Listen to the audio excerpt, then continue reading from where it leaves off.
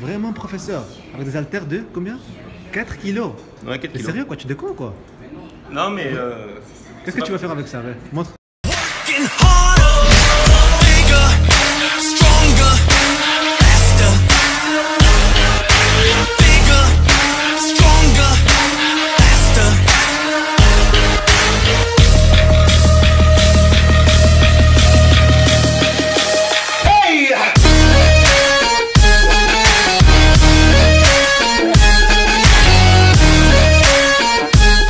Buenas a todos chicos, en nuestro nuevo vídeo con el profesor de los profesores y bueno, hoy vamos a hablar de un músculo que cuesta muchísimo desarrollar y no son los gemelos ni las pantorrillas, sino son los hombros. Realmente tenemos dificultad de entrenar los hombros porque no sabemos exactamente dónde están, en qué se sitúan y realmente los confundimos con el trapecio. Y bueno, el profesor nos va a explicar cómo entrenarlos, qué errores hay que evitar hacer. Bonjour Omar. Ça va, professeur? Bon, ça va, ça on va. commence. En fait, la première question, c'est que certaines personnes ne savent pas qu'est-ce que c'est les épaules. En fait, on a l'habitude de mélanger les épaules avec le trapèze. Tu as des conseils à nous dire pour éviter cette erreur? Voilà, donc je reprends ça et tu as raison, hein, c'est ce qu'on voit souvent. Quand on pose la question où se trouvent les épaules, bon, certains ont l'idée, c'est plus ou moins ça, voilà. Mais en même temps, ils font des exercices où ils travaillent le trapèze et des fois, quand tu leur demandes précisément de situer où se trouve l'épaule, ils comptent le trapèze parmi les épaules, or que c'est un muscle à part. On en avait discuté quand on avait expliqué dans la vidéo du dos. Le trapèze fait partie des muscles du dos. Les épaules, c'est le muscle qui permet de lever le bras de cette manière-là. Comme ceci, ou comme ceci, ou comme ceci. Hein. Donc, lever le bras vers l'avant, vers le milieu ou vers l'arrière, plutôt comme ceci. Ok? Tous ces mouvements engagent ce qu'on appelle les muscles des épaules. Donc, il y a la partie antérieure, c'est qui est devant, la partie médiane et la partie postérieure, donc celle qui se trouve derrière. D'ailleurs, c'est cette partie-là, hein. C'est celle qui permet de lever le bras comme ceci. Ok?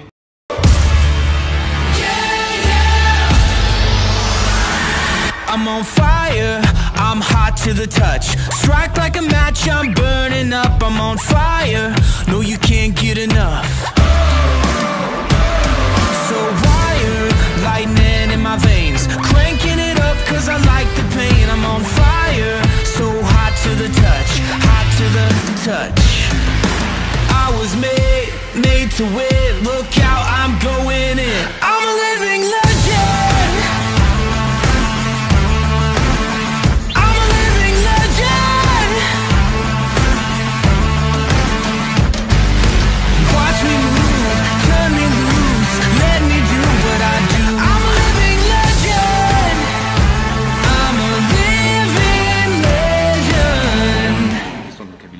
Donc l'épaule avant, si tu préfères, ou le deltoïde antérieur, c'est le muscle, si je le contracte, il permet la levée du bras. Le deltoïde moyen, c'est celui qui permet de faire ça. Et le deltoïde postérieur, celui qui permet de passer le bras à l'arrière, de lever les bras comme ceci. Le fait de les placer vers l'arrière, on les place vers l'arrière. Et ce qu'on va faire ici, on va faire des petits cercles. Comme ceci. Tenons les bras là. Là, on va travailler le deltoïde postérieur. On va un peu travailler les triceps. En tout cas, une portion du triceps, c'est pas grave. Et quand on n'arrive plus à faire le cercle, qu'est-ce qui se passe? Automatiquement, dès que ton bras tombe, on peut les contracter, les remonter et les descendre comme ceci. C'est un exercice très très éprouvant. Je conseille, si on le fait, je conseille de faire cet exercice en fin d'entraînement. Parce que si vous le faites en début d'entraînement, vous n'aurez même plus la force de faire quoi que ce soit. I'm a living legend. I'm a living legend.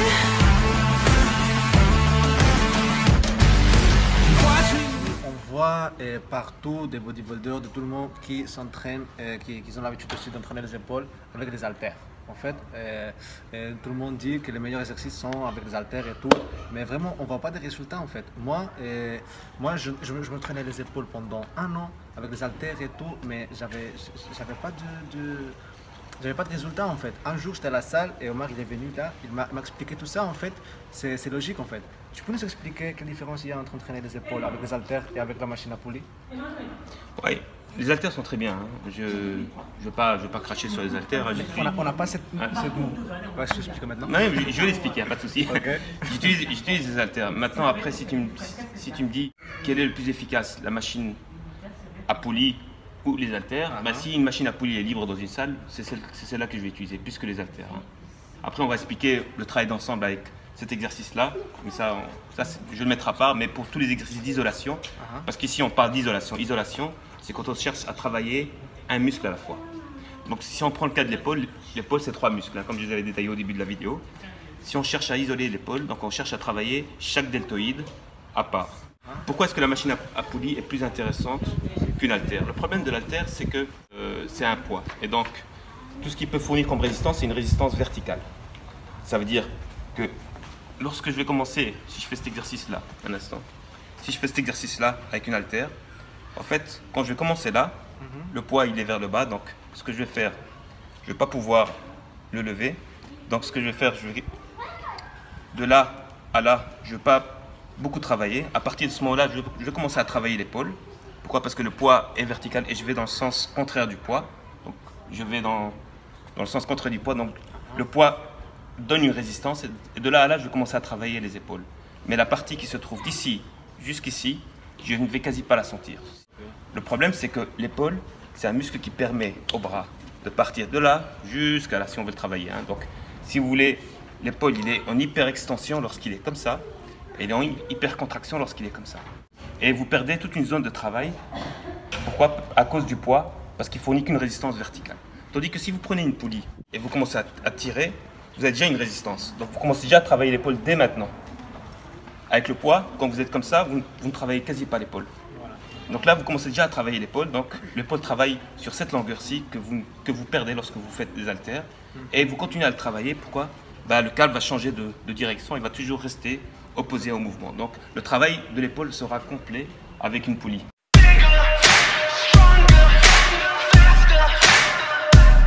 I'm getting hungry, it's time to eat. Let the competition feed this beast. Line 'em up, knock 'em down. Built from nothing all the way up, breaking this ground. Whoa, growing bigger. Whoa, working harder, bigger, stronger, faster. Bigger, stronger, faster.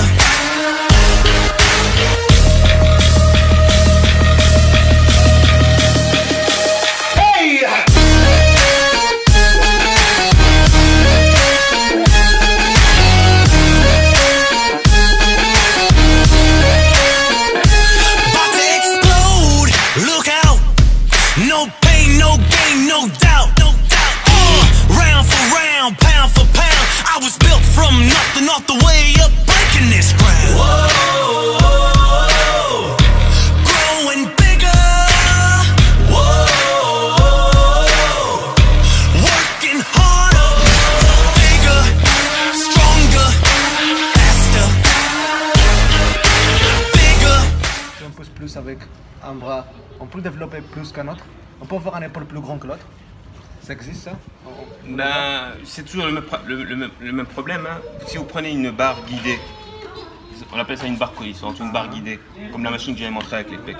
Bien évidemment, quand vous poussez plus d'un côté que de l'autre et que vous ne vous rendez pas compte parce que la barre, elle avance horizontalement parce qu'elle est coincée pour monter que horizontalement, quelle que soit la force que vous mettez à droite ou à gauche. Mais évidemment, vous allez travailler une épaule plus que l'autre. Ce que j'ai dit pour les pecs est valable également pour les épaules. Hein.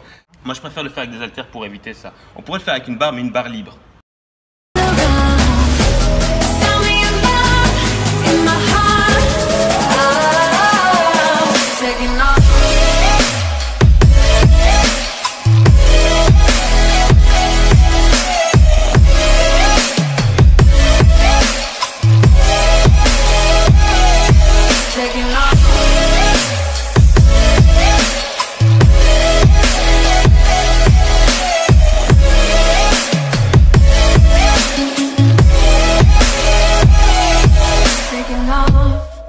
L'idée pour que les épaules grossissent, c'est de rester focalisé dessus et d'essayer de les travailler à la perfection. D'essayer d'éviter tous les mouvements triches qui n'ont aucun intérêt dans ce cas-là, à part risquer de vous faire mal et travailler d'autres muscles qui ne sont pas les épaules. L'idée c'est de se concentrer sur les épaules et si vous voyez que vous ne portez pas de poids très très lourd, c'est pas grave. Hein.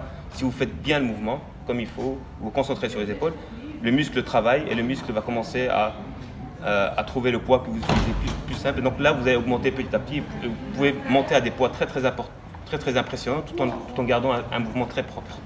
Quand on fait ça, là, on est en train de travailler les épaules, on travaille le trapèze. Bah, les élévations comme ça, Ouais. on travaille les deux. L'inconvénient que j'ai avec cet entraînement, et pour la raison pour laquelle je ne le fais pas, parce que les trapèzes sont capables de porter beaucoup plus que les épaules. C'est un très gros muscle. Et faire cet entraînement-là, on est limité par les épaules, par la prise en termes de l'avant-bras. Et donc finalement, on le fait en pensant travailler les trapèzes et les épaules. On travaille un peu les épaules et très peu les trapèzes. Les trapèzes restent sous-travaillés. Quand on fait les oiseaux, c'est laquelle la bonne Les oiseaux. technique? Les oiseaux, ça s'appelle comme ça. C'est les oiseaux. Il n'y a pas de souci. En fait, pour savoir la bonne technique, c'est laquelle? En fait, parce qu'il y a beaucoup de gens qui disent non, c'est comme ça, non, il faut tirer comme ça. Oui. On ne sait pas si c'est comme ça ou c'est comme ça. S'il faut soulever jusqu'ici. Oui, mais c'est l'exercice d'haltère dont on discutait tout à l'heure. Hein. Donc, Alors, c'est laquelle la bonne technique en fait? Les bras, ils doivent être comment?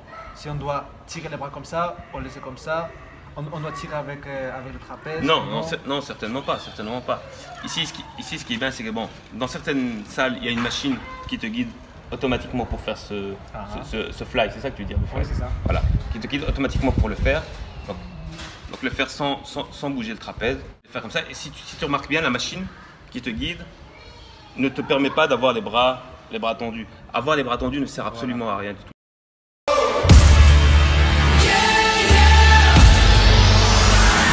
I'm on fire, I'm hot to the touch. Strike like a match, I'm burning up. I'm on fire, no you can't get enough.